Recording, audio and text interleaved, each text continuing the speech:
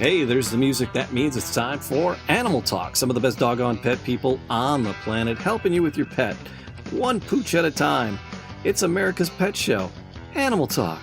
Thanks for being with us. Be sure to like, subscribe, leave a comment, do all those podcast things in all the podcast places. We truly appreciate you coming around. AnimalTalkRadio.com is the website, and of course, WearingFunny.com if you're looking for some gear, some pet parent gear, some funny t-shirts. They're all there. They're available for you. Appreciate our sponsor, WearingFunny.com. Great place. Go check them out.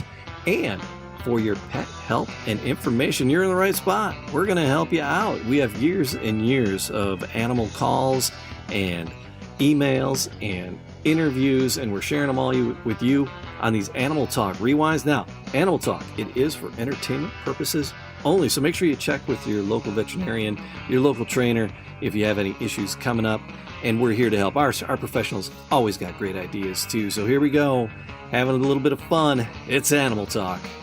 And we are now open lines. No, we're not. Oh, no. Throw the switch. Ka-chunk. That is our multi-million-dollar sound effect. It was amazing, all of the different focus groups we had to go through to find out that the most pleasing sound. Yes, that was the one that people went, oh, I must call now. You know, people are downloading that and using that on their computers. So when they make a mistake, ka-chunk. And that's, and we're not even going to get them for copyright infringement. No. That's our gift to you. That's exactly. We're and giving. Why? Because we care. Yes. That's it. Oh, good, I got the answer right. I was afraid I was wrong. I wasn't sure if you guys had discussed something when I was out of the room or what was going on. We don't talk. I can No, tell. that was called Tangent Radio. Coming up this next week, Dr. Brad Davis is going to be leaving the country. Yes. Mm-hmm. And actually not by our request. He's doing it on his own. Yeah. Yeah, we didn't. He beat us to it. We didn't have to ask. I heard there might be a draft. No. Brad, long hair hippie. They're going to draft middle-aged vets. Yeah. Oh, no. No, I'm going to Italy. I'm going to be going to Italy. And so, because we never have enough bits, I wrote differences between Italy and the United States, a little contrasting between the two. Okay. I'm not saying they're all good, but they're educational. Yeah. They're educational. Okay. For instance, like Italy has the Colosseum. The United States has places like the International House of Pancake Stadium. The United States has organized crime. And Italy, you got nothing. Okay. Ow. In Italy, Florence is considered to be the center of the Renaissance. In the United States, Florence is considered to be George Jefferson's maid. Oh, I was going to say the mother on the Brady Bunch. Yeah, okay. In Italy, the moral center is the Pope. In the United States, the moral center is Jerry Springer. In Italy, cinema is a major part of the culture and taken very seriously. In the United States, we have from Justin to Kelly and Gigli. And this is for all of Europe. In Europe, a typical reference would be, it's like Victor Hugo said in Les Miserables. In the United States and the U.S., a typical reference would be, it's like Norm said to Cliff in that one Cheers episode. In Italy, soccer is everything, and life revolves around your home team. In the U.S., was it soccer where that woman took her shirt off after scoring a goal? Italy, Roberto Benigni. U.S., Robin Williams. Okay. In the U.S., Congress impeaches a president for having an extramarital affair in highly public debates. In Italy, Parliament would pass a secret resolution promising not to tell the First Lady. In Italy, there's Venice, where the streets are waterways passable only by boats. In the United States, same thing every summer, every town next to the Mississippi River. And finally, in the United States, we have no fear of our northern neighbor Canada because we're such good friends. Italy has no fear of northern neighbor France invading because they're pansies. And so that's a compare and contrast between the U.S.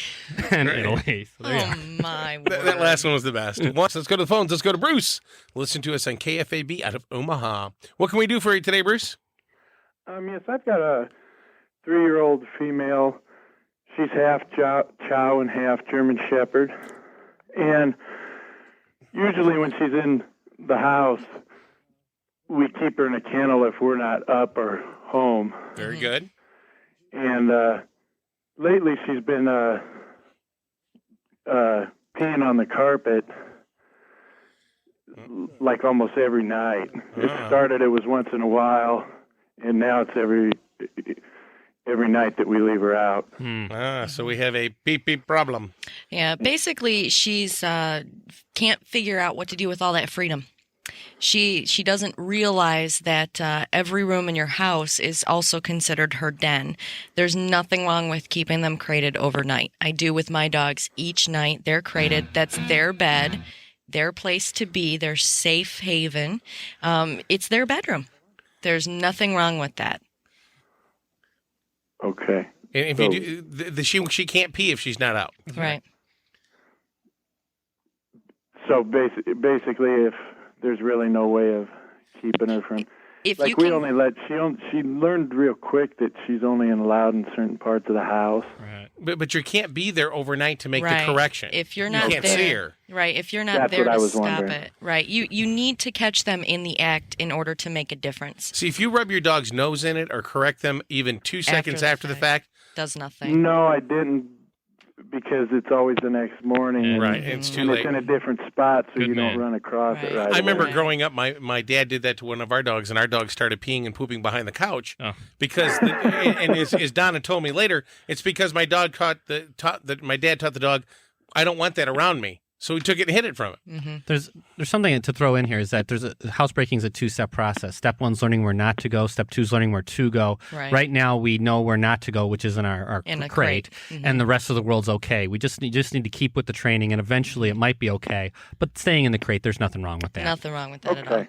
Hey, thanks for calling, Bruce. We appreciate it. Let's go to Mrs. Wilson in Garden City. Mrs. Wilson, welcome to Animal Talk. What can we do for you today? Yes, thank you. I'm Donna's sister's mother-in-law. Well, welcome, Mrs. Wilson. What can we do for you? Thank you. I am holding, as we speak, a tiny little squirrel that I just got. It fell out of the nest, of course, Oh boy. and I don't know what to feed it. I've got it wrapped, and it's breathing, but it's not walking. I mean, it's very young. It's only probably... Are its eyes open? Well, it seems like he's sleeping. Okay. Well, Now it's about 3 inches. I don't know what. I don't want to get dehydrated or anything. Right. There is a possibility that it could get dehydrated. What they'll need is kitten milk replacer.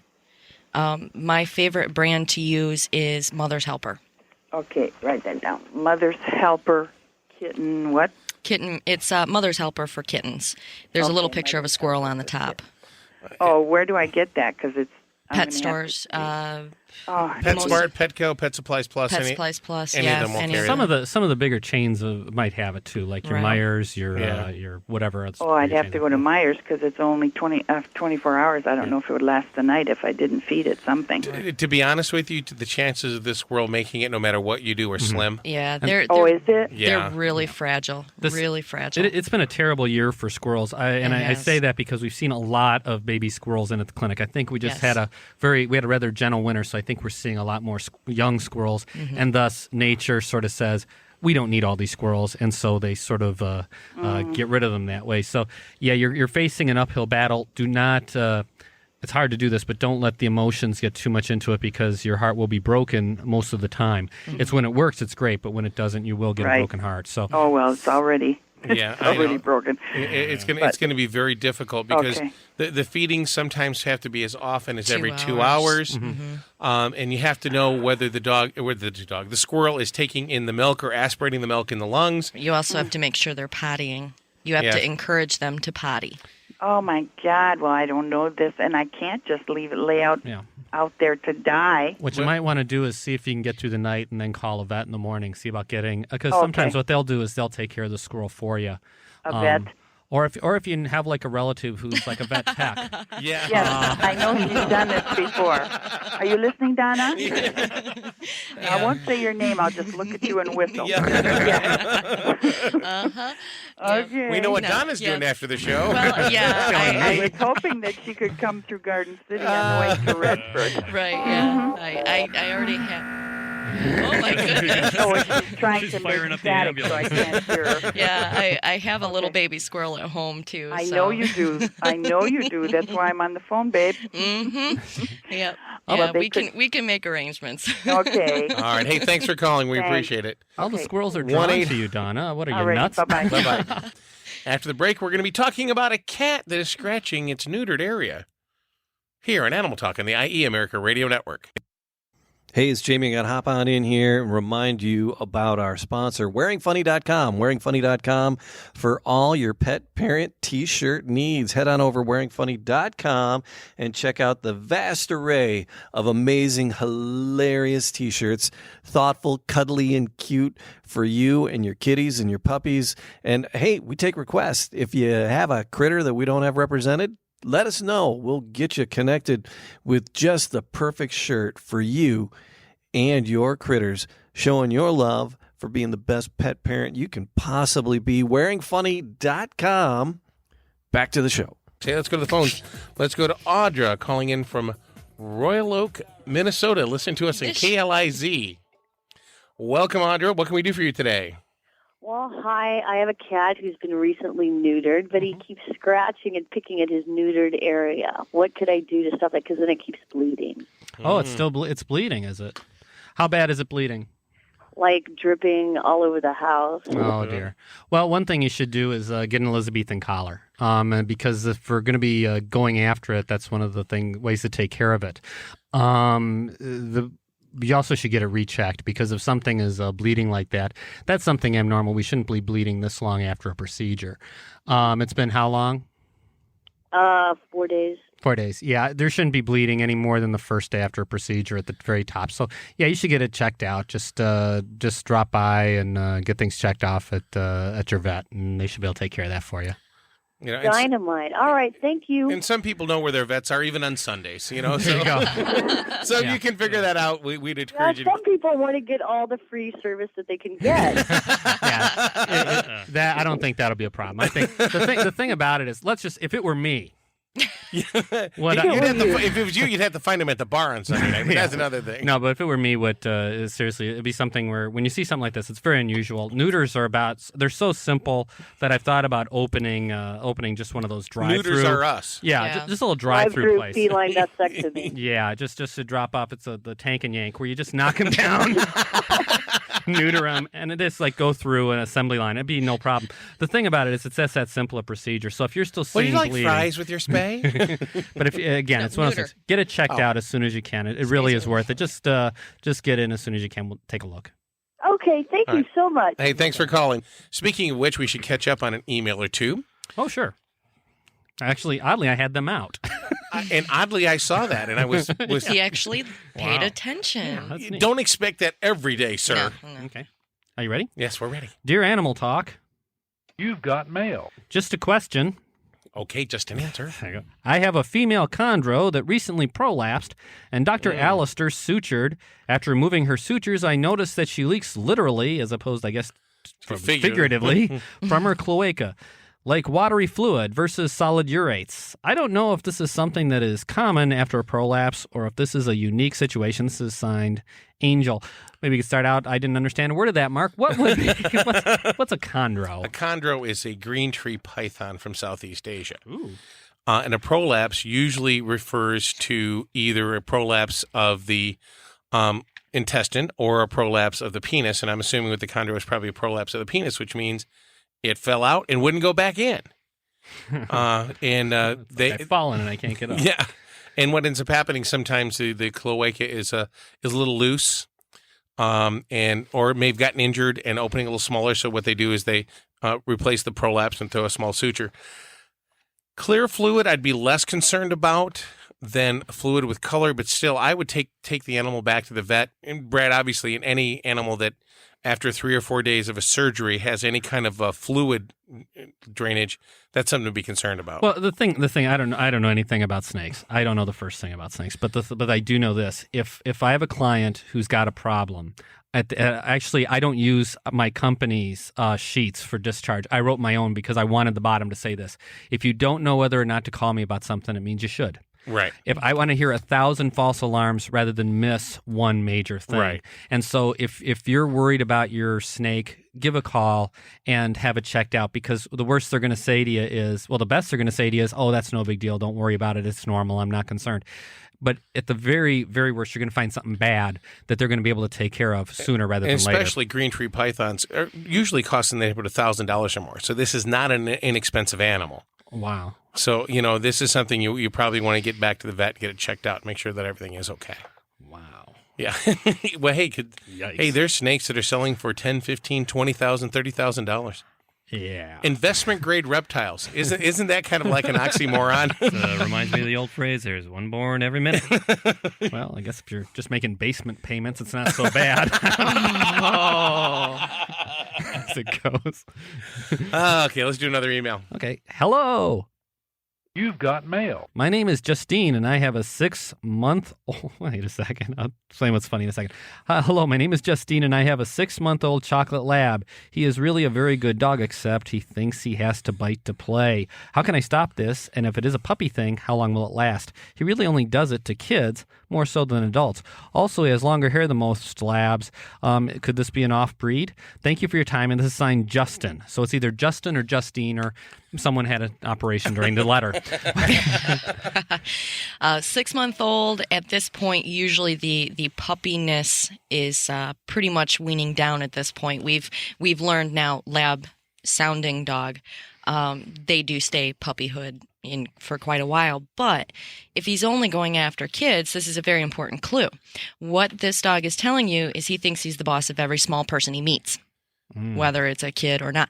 This is something that you should be taking care of. You should get this dog to a trainer and make sure that you express to the trainer that this dog only nips and bites children, because this is going to become a problem. He's learning what to do. He's learning how to keep them all in order, and you're going to see this progress with age. It's best to get it taken care of now. It is not too old. At 6 months old, this dog is not too old to fix this problem, but you need to get him to a trainer. Let's play a game. Oh, I love playing games. What were we going to do again? Tricky trivia. Read the piece of paper. Here we go. It's time for a tricky trivia. How do we do this, Brad? Well, first, Jamie finds the music. Then you ask a question that you sat up late last night trying to think of, and if the person calls in, guesses the correct answer on the air, they win a fabulous species-specific prize. Okay, in the Stephen King book, It was an alien. It was an alien. What kind of alien was he? It was a type of animal. It was an alien? It was an alien. Really? Yes. What kind You of never read alien It? was it? No, I don't read. Is it? Not so much on the reading. Yeah. I like those picture books. Well, actually, they're soft covers. What novels? Okay. Oh, we'll throw out a second trivia. In Stephen King's horror book, Cujo. What was wrong with Cujo? I know. Was Cujo an alien too? No. Why don't we do an email, Dr. An Brad? email. Okay. Yeah. Do you want to read an email? Oh, sure. I'd be glad to read an email. Read a email. All right. Hello. I got mail. Yay! Does you have any info on monkeys?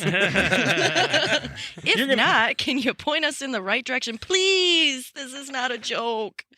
So that email question is going to stay around to the end of time, isn't it? Oh, yes. It's the best question ever. At least we like it. Yes. Do you want a real email? Sure. Okay. Dear Animal Talk, You've got mail. our 12-year-old female cat has been exhibiting some strange behavior with a little rubber shark toy. Late at night, she will bring the toy into the hallway outside our bedroom, set it on the floor in front of her, and then begin to wail and moan. Usually my husband or I will go out in the hall and pet her for a while, and then everything is fine until the next night when she does it again. Do you have any idea of why she may be doing this? Thanks, Sally. Well, being a 12-year-old kitty, is that correct? Yes. 12 years old kitty. Okay, one of the things that I would do, because this is an unusual behavior for this cat to do, she's never done this before, I would have a vet check. That would be the first thing. For most kitties, this is a hunting behavior. This is something that they've killed their prize, they're sharing it with you, and they want you to go, wow, this is the coolest thing ever. That's what they our want. cat does it with a stuffed unicorn. Right.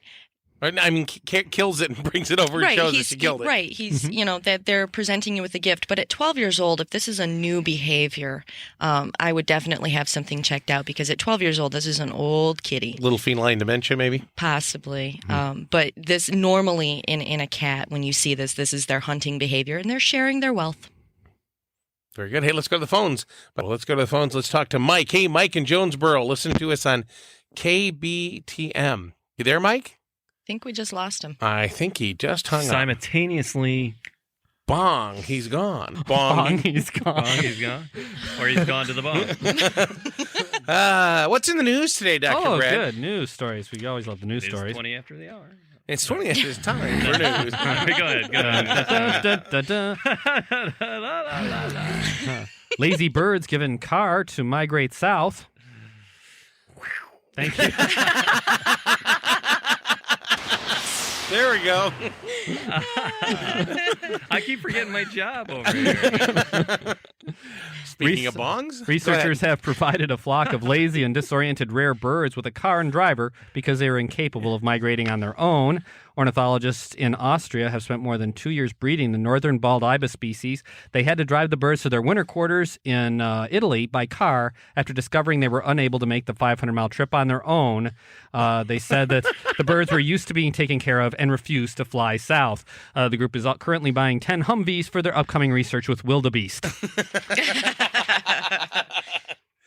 I saved a better one. Would you like the better one? Let's do the better one. The headline's better than anything else. Dogs dressed as nuns snarl Berlin traffic. Okay. Made me think of the nuns back in school. But anyway, more than 3,000 dogs have paraded through central Berlin in a demonstration by owners for more rights and public tolerance. A number of the dogs in the parade that snarled traffic throughout the center of the German capital were wearing costumes. One German shepherd was dressed wearing a bumblebee outfit, and 2 others were dressed as nuns. Accompanied by a police escort, the dogs and their owners marched some 5 kilometers from the Victory Column all around Berlin and back to the starting point. And the thing I was wondering about is, Germany has a victory column?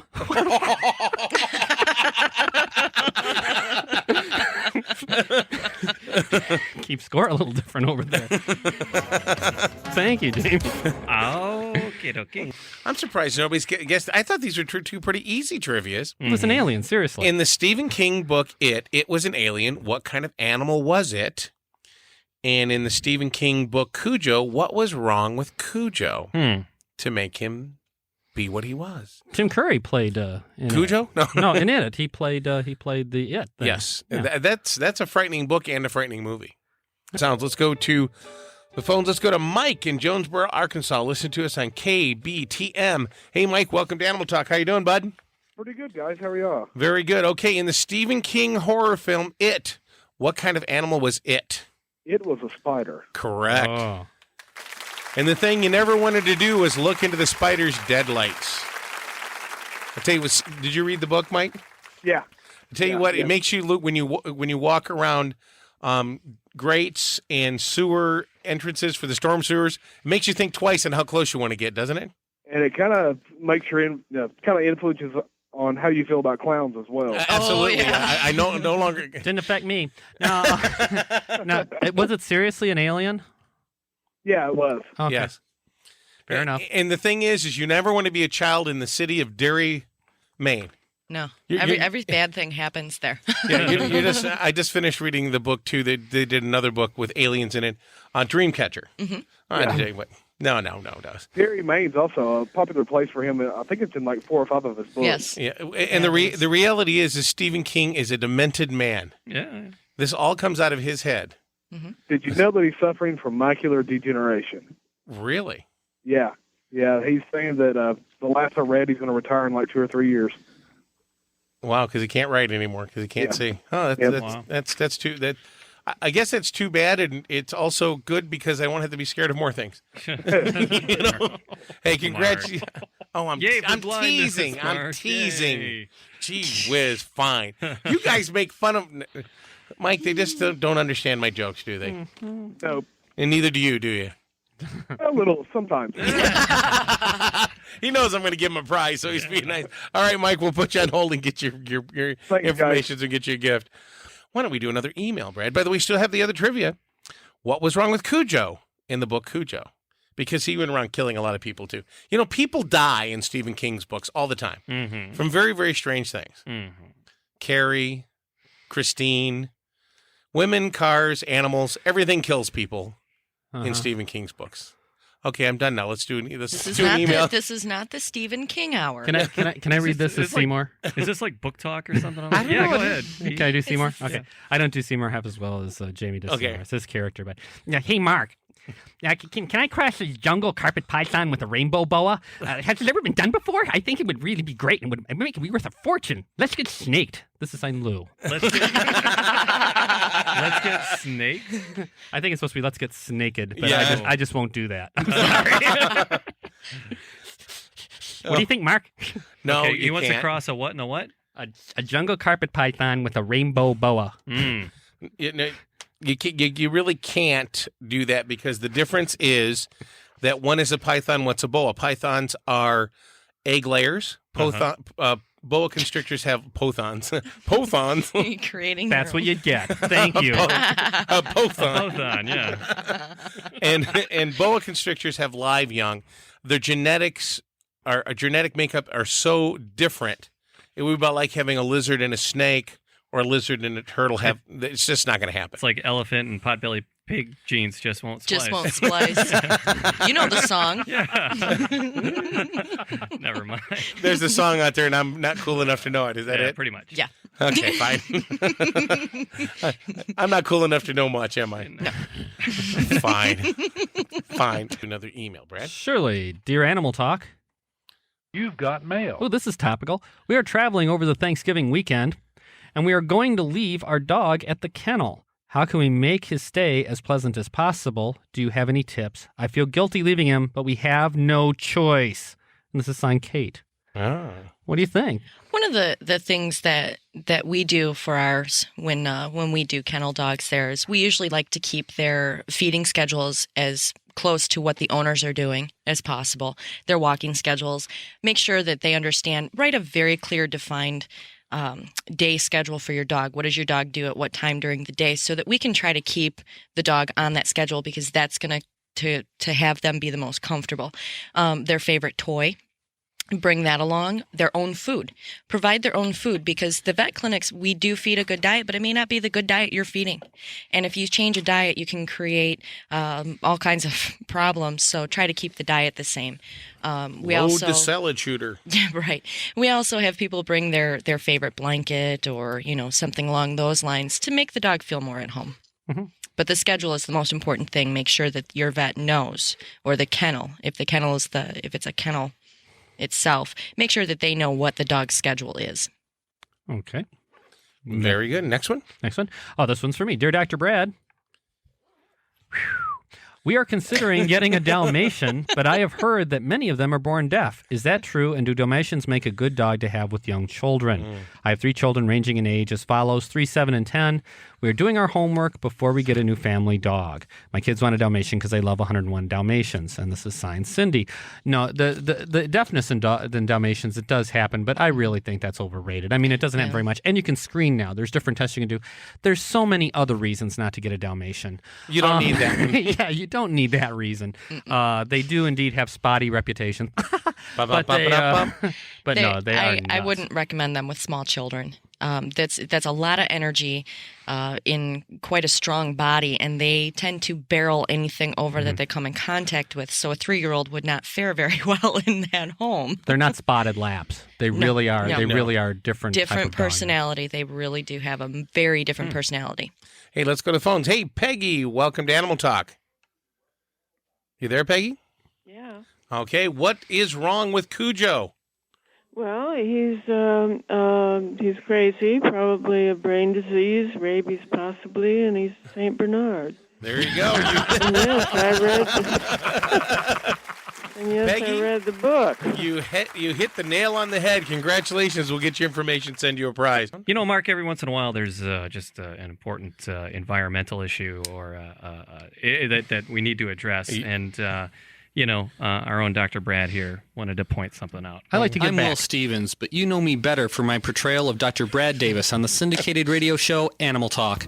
Everyone's been affected by the recent economic downturn with major cutbacks in industry. Some financial advisory firms and internet companies have even had to shred documents to save money on storage. Cutbacks have been felt in the national park system as well.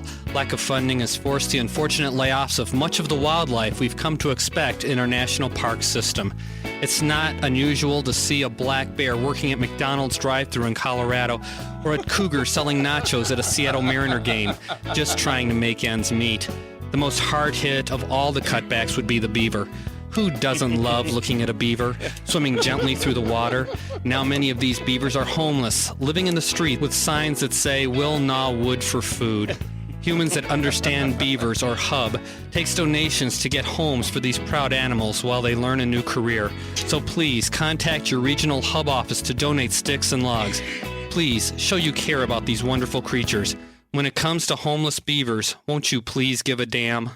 Well, there you go. Just trying to keep people current on the things that are happening. In the important things in the world that are happening today. That's true. And so the question also was answered, how far will you go for a good pun? Or any pun for that matter. Yeah.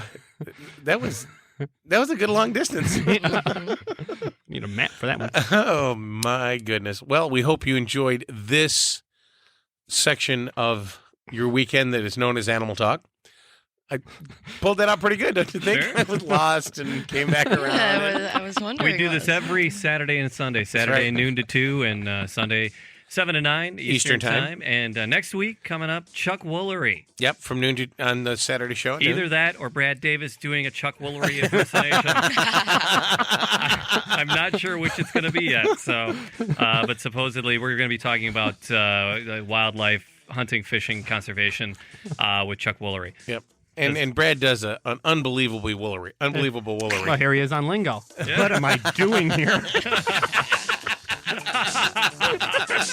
There you go. All right. For everybody here, have an exotic week. Kiss your wild thing for me. Thanks for being with us for another episode of Animal Talk. Make sure you do all those podcast things in the podcast places, like, subscribe, leave a comment. We hope you had a little fun along the way.